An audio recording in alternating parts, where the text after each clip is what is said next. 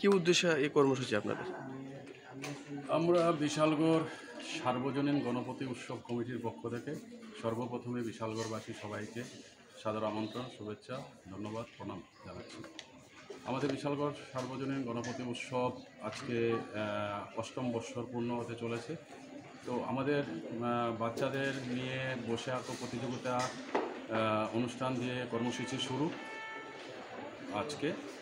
তো আমাদের বিভিন্ন ধরনের কর্মসূচি আছে, তার মধ্যে আমাদের বস্ত্র বিতরণ অনুষ্ঠান আছে, সাংস্কৃতিক অনুষ্ঠান আছে। তো আজকে মানে স্বাস্থ্য শিবির আছে।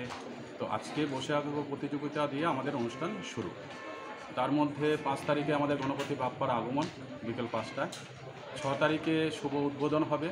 আমাদের প্রত্যেক বছরের নেই, এবছরও আমাদের মাননীয় মুখ্যমন্ত্রীর হাত ধরে আমাদের গণপতি বিশালগড় সার্বজনীন গণপতি উৎসবের সূচনা বা আরম্ভ হবে। 7 তারিখে সকাল 9টা থেকে পুজো আরম্ভ, 12টার সময় প্রসাদ বিতরণ হবে। প্রথম দিনে আমাদের ভুনা খিচুড়ি থাকবে। সন্ধ্যা আরতি হবে 6টায়। 7:30 থেকে লোকাল শিল্পী দ্বারা সাংস্কৃতিক অনুষ্ঠান পরিবেশিত হবে।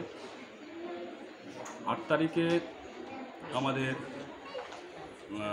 সেই বস্ত্র বিতরণ অনুষ্ঠান থাকবে। 7 তারিখেও বস্ত্র বিতরণ অনুষ্ঠান থাকবে। তার মধ্যে 12টা থেকে পুজো শুরু হবে। সকাল 9টা থেকে পুজো শুরু হবে, 12টা থেকে প্রসাদ বিতরণ হবে, সন্ধ্যায় সাংস্কৃতিক অনুষ্ঠান হবে। 9 তারিখও সেম, সকাল 9টায় পুজো শুরু হবে, 12টায় প্রসাদ বিতরণ হবে, সন্ধ্যায় সাংস্কৃতিক অনুষ্ঠান হবে। 10 তারিখে আমাদের বাপ্পার দশমী ইয়ে হবে শোভাযাত্রার মাধ্যমে বিকাল 5টায়। টোটাল কতদিন থাকবে এই আমাদের টোটাল প্রোগ্রাম 5 দিনের। 5 দিনের প্রোগ্রাম? তো আজকের এই কর্মসূচিটা কোন জায়গায় হচ্ছে? এটা আমাদের বিশালগড় মদনমোহন জিও মন্দিরে হচ্ছে, নাথ মন্দিরে। আপনি কোন দায়িত্বে আছেন? আমি বিশালগড় সার্বজনীন গণপতি উৎসব কমিটির সেক্রেটারি পদে আছি। আমার নাম হরিসাধন দেবনাথ।